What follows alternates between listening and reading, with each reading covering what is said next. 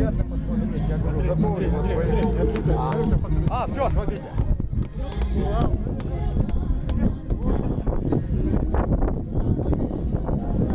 Это так,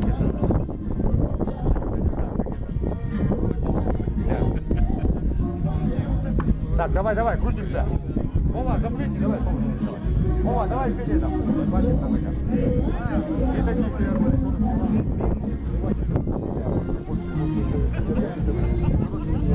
Я что, это допустимый бой включать. Такой проект. То, что здесь это уже...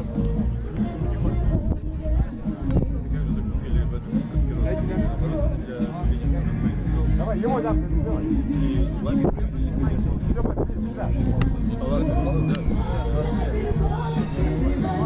А это прям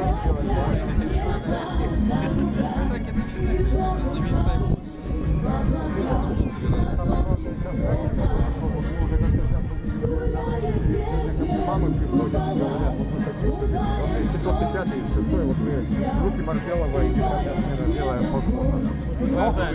Вот тебе спорт, самый простой спорт для каждого молодого парня.